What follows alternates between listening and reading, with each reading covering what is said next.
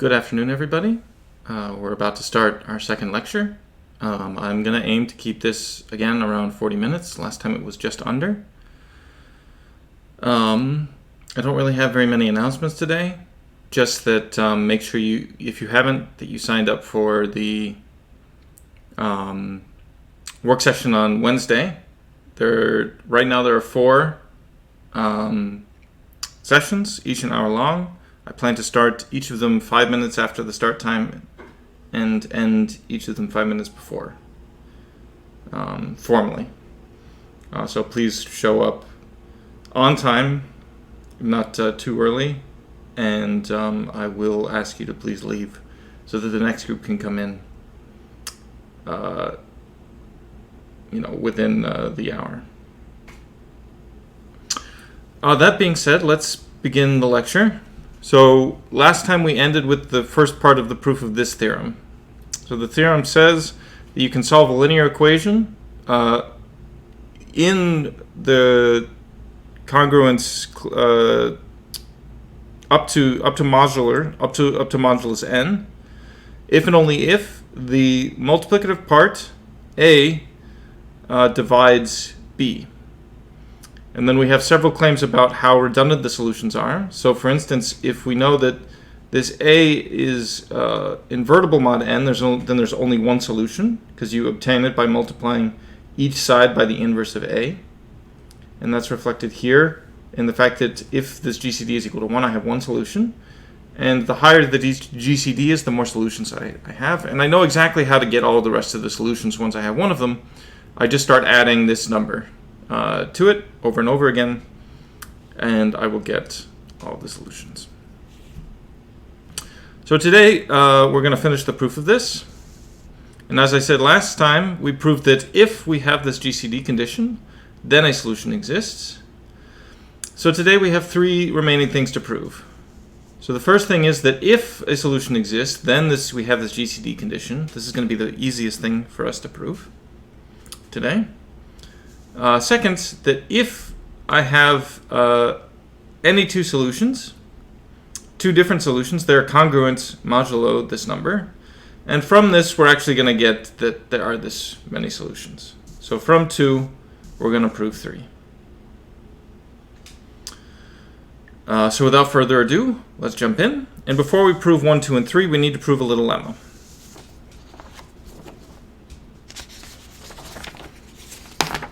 So first, our lemma is this, that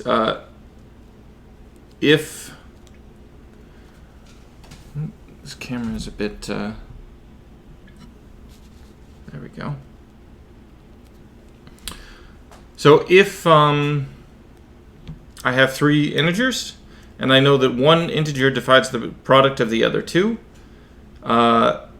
then I know that n divided by this GCD of the first element of the product is going to divide c.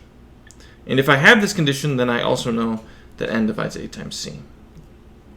So this is just a technical lemma. It's not very interesting, but it's a part of the proof, and the proof is just a lot of bookkeeping, as we'll see soon. So it's basically going to follow from the prime factorization theorem.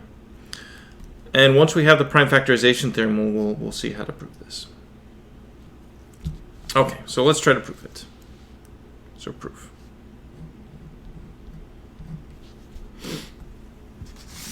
That's here. So what do we do? As I said, we want to use the prime factorization theorem, and I want to use the prime factorization on each of these integers. I'm going to assume they're positive. If they're negative, then I just have negative 1s floating around. So assuming they're positive doesn't really do any damage here. So write using the prime factorization theorem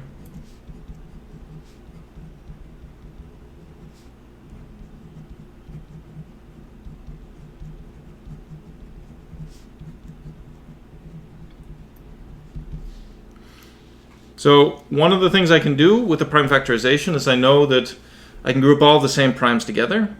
And if I allow for my exponents of the primes to be 0, then I can assume that the list of primes that appear in n, a, and c are all the same. So I can write A as P1 to the K1. So K1 is the number of times P1 occurs in A, times PM to the Km. And then I do the same thing for C and N. So C is going to be P1 to the L1, PM to the LM, and finally N will be P1 to the I1 all the way up to PM to the IM. So M is the number of distinct primes that appear in any of A, C, or N. And then these numbers K1 through Km, L1 through LM, and I1 through IM are the number of times that each of them appear. So now I need to figure out what this GCD is. And we know how to compute the GCD if I know the prime factorization. It's the largest number that divides both this one and this one. So how many times what's the maximum number of times P1 can go in?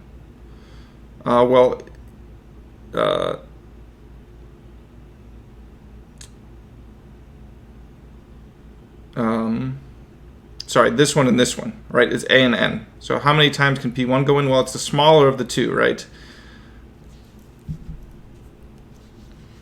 So let me write this out. So notice that the GCD of AN, and I'm just going to write this with its own prime factorization, is P1 to the J1, and then I'll tell you what J are.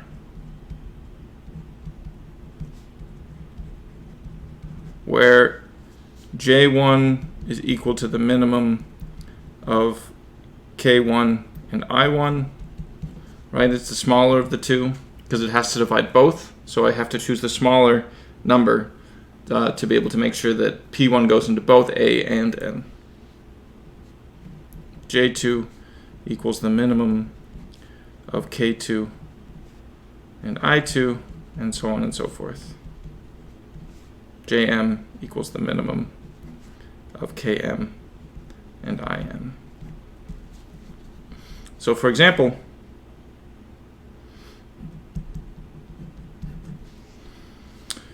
if I take 12 and 16, 12 is 2 squared times 3, and 16, let's actually do a different one. Let's do something that doesn't divide. 18. 2 times 3 squared. Right, then what's the GCD? Well, it's not difficult to see that the GCD of these two numbers is 6. And to get 6, I have to take the smaller of these two exponents, right? 2 to the 2 and 2 to the 1, 3 to the 1 and 3 to the 2. So whatever, this number certainly divides it because both of these, because it's less than it. And if I increase any of the JI's by 1, then it fails to divide either A or N. So this is definitely the GCD.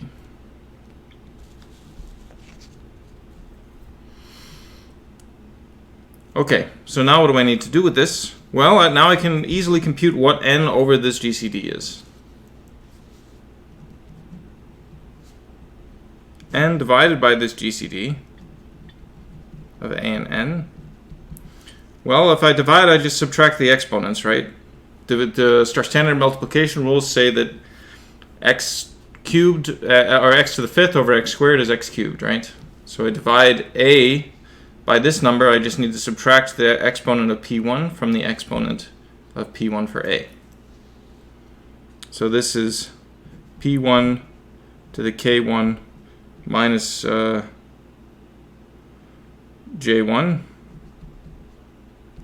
times PM to the Km minus Jm.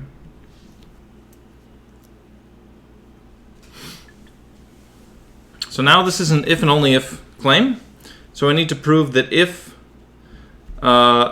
this number divides C, then N divides A times C. So if this number divides C, then, well, each of its prime terms has to be less than the prime numbers for C, right? The prime exponents. So K1 minus J1 has to be less than or equal to L1, all the way up to Km minus Jm has to be less than or equal to Lm. So is that I have this division. So I1, oops. This isn't K1, it's N, right? N is the numerator here. Sorry about that. N is the numerator, so this is I1 minus J1, not K1 minus J1. So I1, which is the exponent in the numerator, divided by, and here I have here I1 minus J1, Im minus Jm. Right, so now I'm in good shape because I1 has to be less than or equal to J1 plus L1, but J1, because it's the minimum of these two things, has to certainly be less than K1. And I can do the same procedure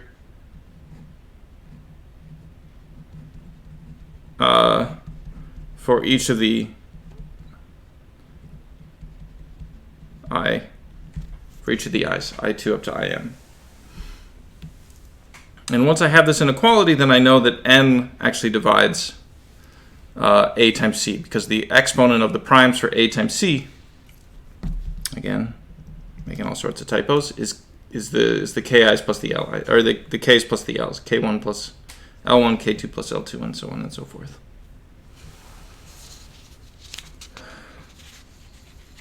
Okay, so that's half the lemma proved. Now I need to do the other half. So what's the other half? The other half says, so now, suppose that n divides a times c. So my assumption is that I1 is less than or equal to L1 plus K1, and Im all the way up to Im is less than Lm plus Km.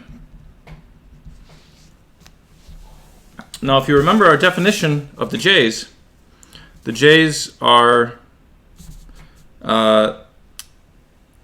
the minimum of the I1s and the K1s. So either J equals I1 or J1 equals K1. Right? I just picked the smaller of these two numbers. So I have two cases to consider for each J. And I should say what it is we're trying to prove. Right? We want to show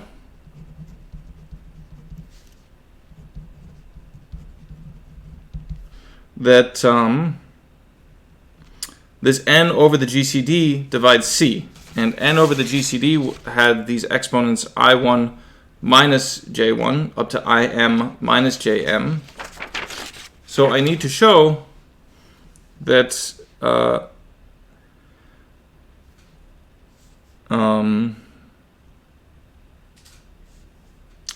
do I need to show? I need to show that I1 minus J1 is less than or equal to L1, and so on and so forth, up to Im minus Jm is less than or equal to Lm. Right, because L was the exponents of C, and I want to show that this division divides C. So now what are my two cases? The case one is that I1 equals J1. Well, this case is easy, right? Because then I1 minus J1 is equal to 0, which is certainly smaller than the L1. So this definitely follows, because each of the exponents has to be positive. I'm working with an integer and not a rational number. So what's case 2? Case 2 is that K1 equals J1, right? J1 was the minimum of these two numbers, so J1 is either equal to I1 or it's equal to k1. So then I1 minus J1 is equal to I1 minus K1. But I know by assumption that each of these i's is less than or equal to L1 plus K1. So in this case, the I1 is less than or equal to L1 plus K1. So I take L1 plus K1 minus K1, which is just equal to L1. So I get what I want, because the goal was to show that these i's minus j's is less than or equal to the l's. So in both cases, right, because I can do this for I, again, I repeat for I2 up to IM. All right, so for each prime factor, I can do this analysis, and I can get that I have the divisibility that I want. Okay, so this is our main lemma, and we'll keep it in the back of our minds. And I'll try to flash this up when we use it again.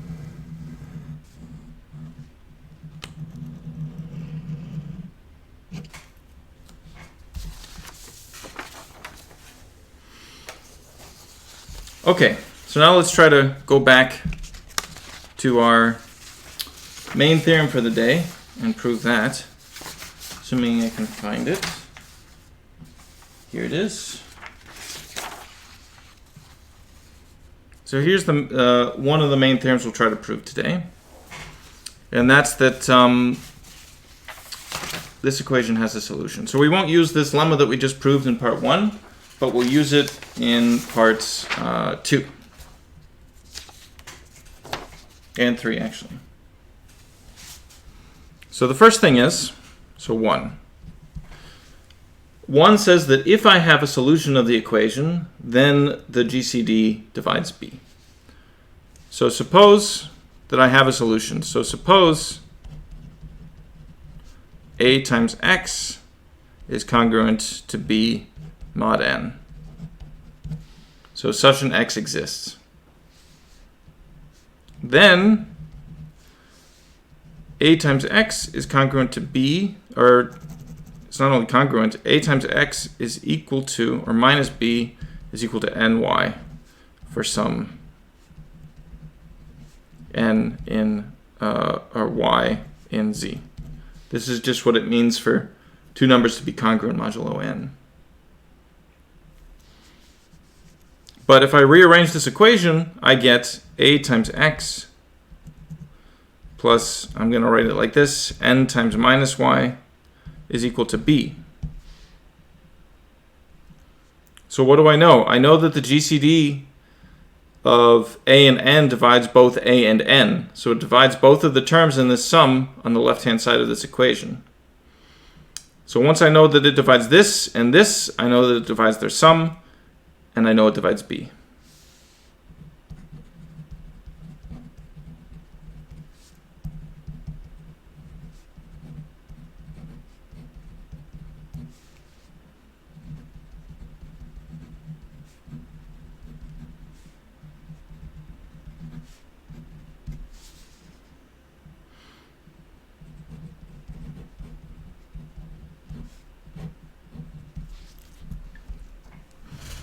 Okay, like I said, part 1 would be the easiest.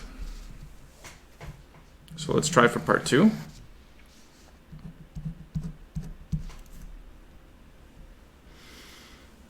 So in part 2, I want to show that if I have two solutions, then they're congruent modulo this N over the GCD of A and N. So what do? I suppose I have two solutions, and then I prove that they're congruent. So suppose AX1 is congruent to B mod N is one solution, and I have another solution. AX2 is congruent to B modulo N. What can I do? I can subtract this equation from this equation.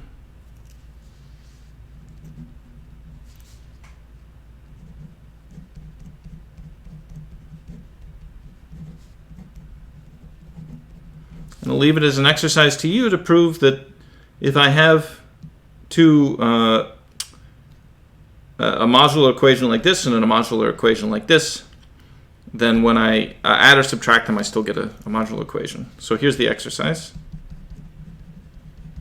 It's a good one for tomorrow's problem session. So if I have one congruence, A is congruent to B mod n, and C is congruent to D mod n, then I can subtract them or add them.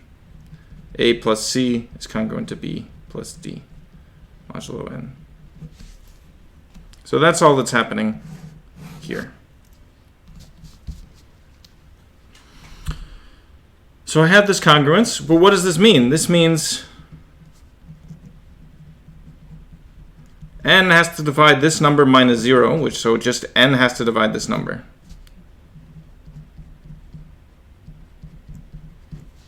And here's where we use our lemma. I know that n divides the product of two numbers, and I want to conclude that n over the GCD of n in one of the numbers divides the other one. So here, n divides the product of these two numbers, so n divided by the GCD of a and n has to divide x1 minus x2.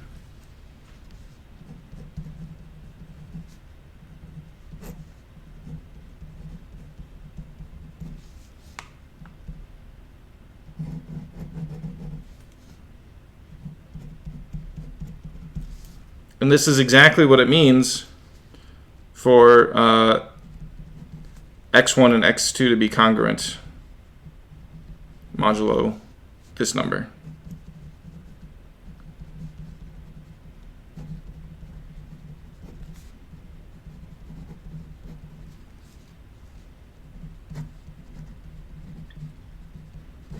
And that's what we wanted to prove for 2. Right? We just proved this, that the last sentence of the theorem, that all solutions are congruent modulo this number. And now I want to prove that there are this many solutions.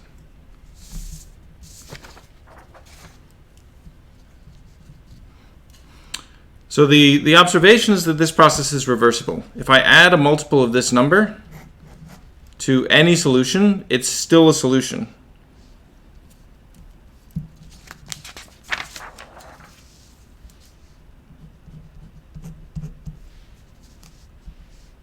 So here's our claim. Our claim is that if x is a solution, so if a times x is congruent to b mod n, and y is just x plus some multiple of this number, n over the GCD of a and n, times some number k, so it's some multiple of this, then y is also a solution.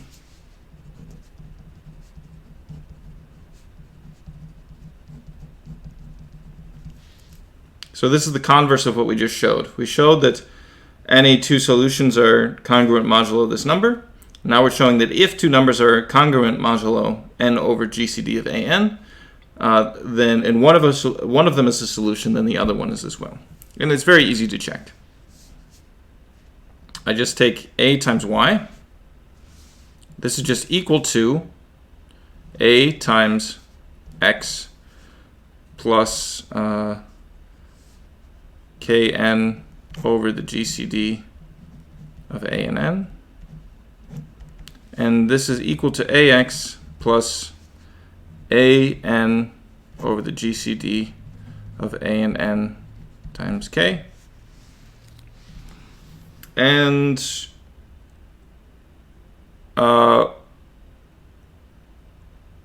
what do I want to claim? I want to claim that this number is divisible by n. right? Because if this number is divisible by n, then this is also congruent to b, which is, this is congruent to b, and this is congruent to 0 mod n. So I just need to prove that this number is divisible by n, but GCD, a divided by the GCD of an is an integer. So let me write it another way. Ax plus n times k times a divided by the GCD of a and n. So this is an integer. So ay is congruent to ax mod n, and so they're both congruent to b. So y is also a solution. And now the last thing is just to observe that how many of these things are there? Mod n, there's just GCD of an of them.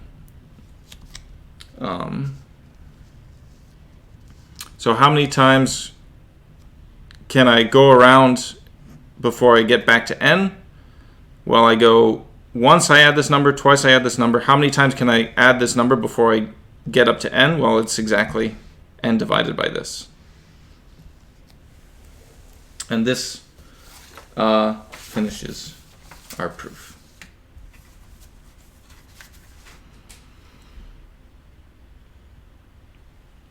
So the last thing I want to do is compute some examples.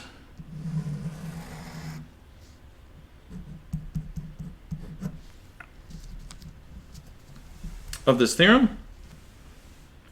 So for instance, if I wanted to solve the equation 3x is congruent to 2 mod 10,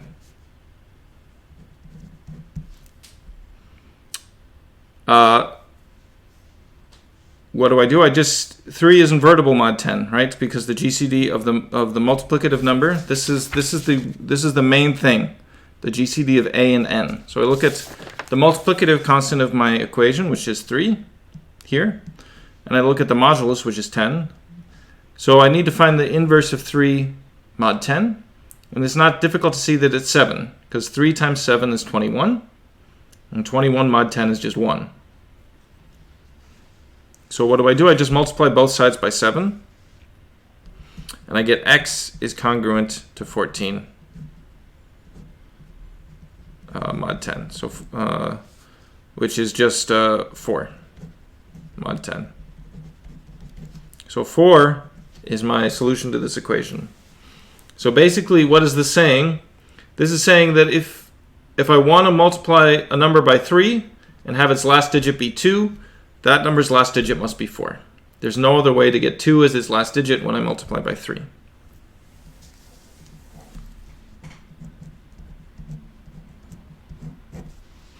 Well, let's check another one. Let's try 6x is congruent to 2 mod 10.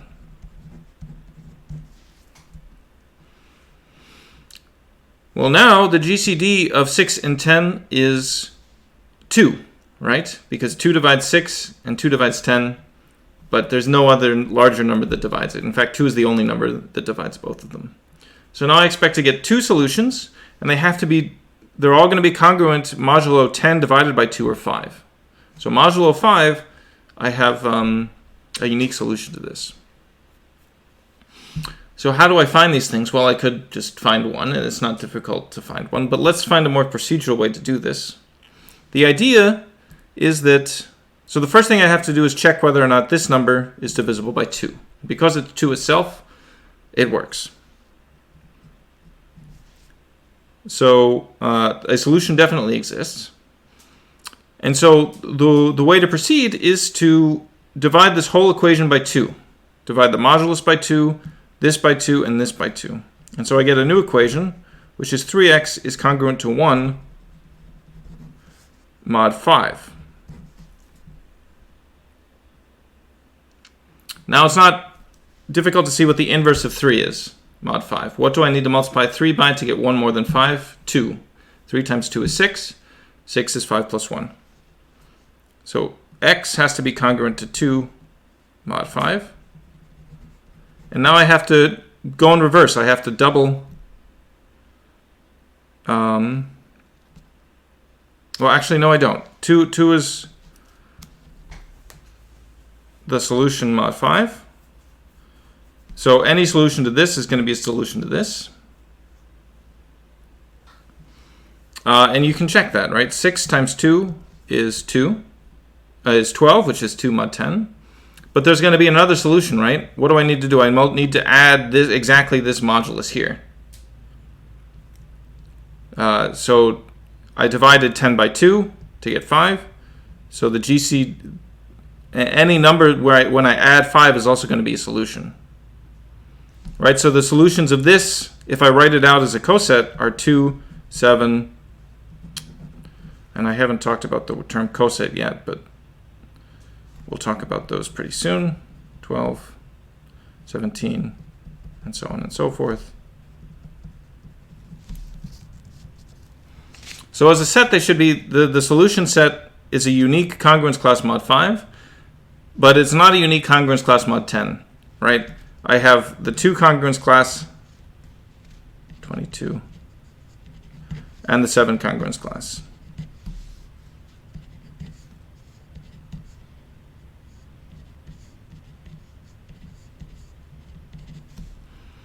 So the solutions are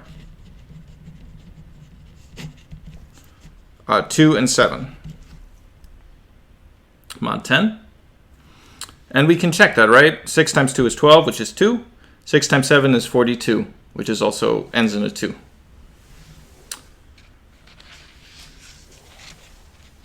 So we're really getting, this is really telling us something about the way we do arithmetic. And what happens when I consider basis mod n is my base.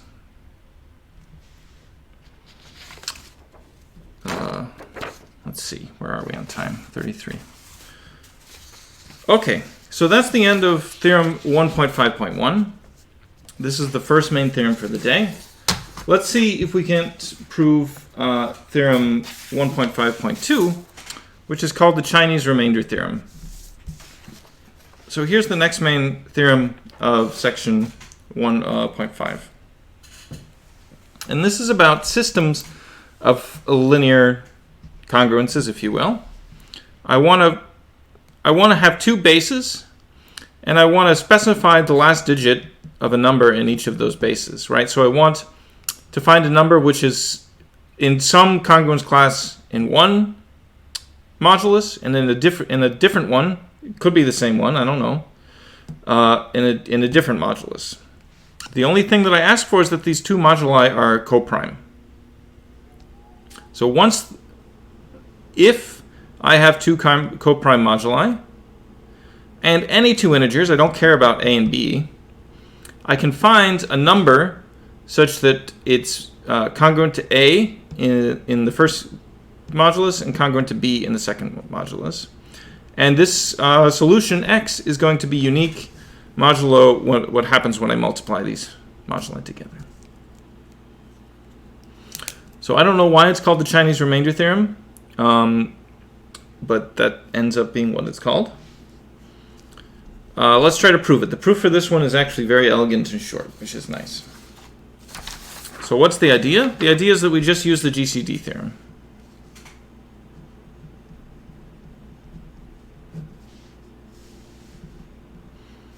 So I need to use the fact that m and n are coprime, and that's where the GCD theorem comes in. So since m and n are coprime,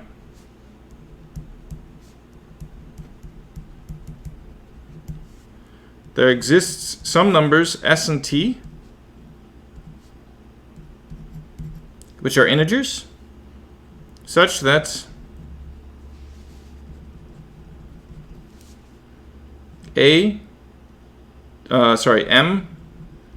times s plus n times t is equal to 1.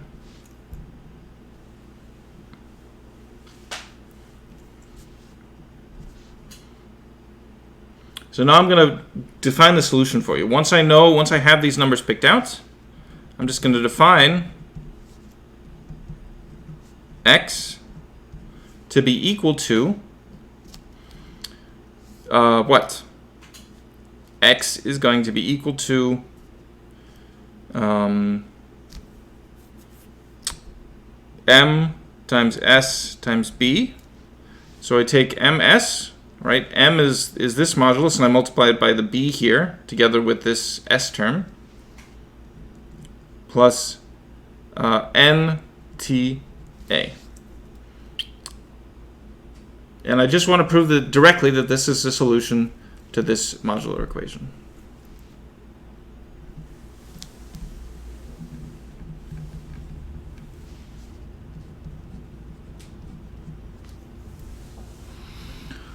So if I want to find the congruence class modulo A, I'm allowed to subtract off any multiple of A. So X is congruent to, I can just remove this A, right? M times S times B. Oops. Sorry. I can remove the N. Right? I'm switching up A and B as my moduli. The modulus here on this equation is M, so I can ignore the M term. So this is N times T times A modulo M. But look at this equation. What does this say? This says that N times T is congruent to 1 modulo M.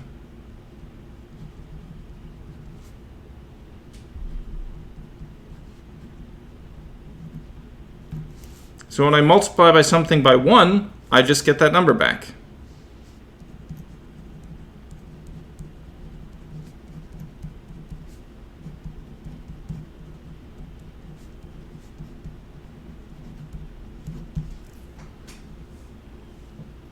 And the same is true for n, when I look at x modulo n.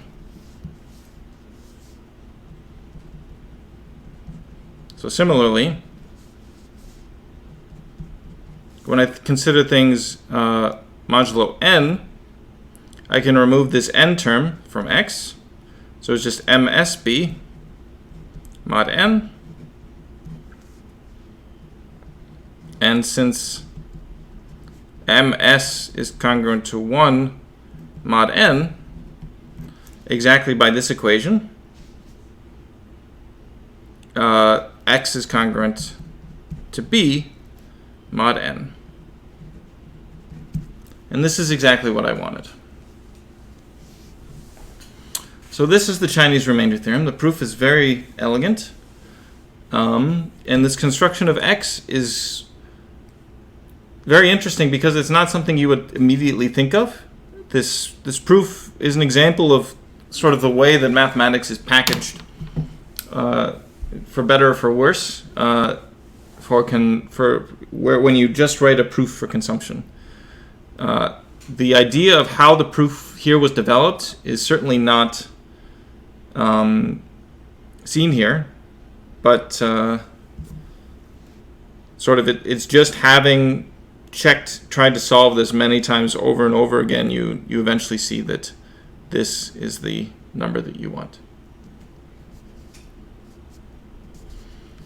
Okay, so now I just need to prove that this x is unique modulo m times n.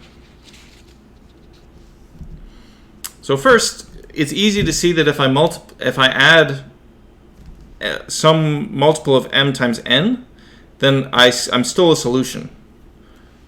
Right? So if I add some multiple of m times n, it's also a multiple of m. So x is also a solution of this thing. And if I add a multiple of m times n to this thing, it's also still a solution, because I'm adding a multiple of n. So suppose x1 and x2 are both solutions.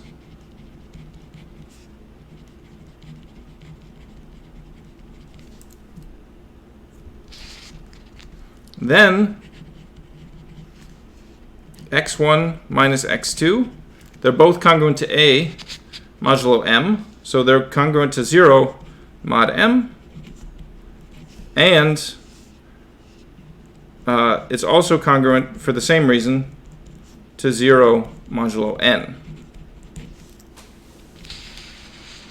So because I have both of these, I know that m and n both divide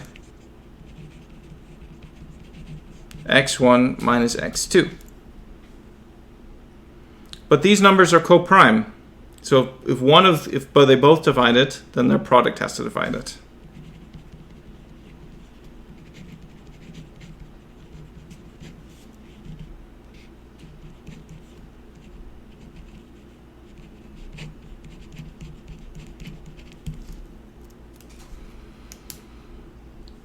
Because they don't have their prime factors are totally different. If the GCD is equal to 1, then the prime factors of m and the prime factors of n are totally distinct.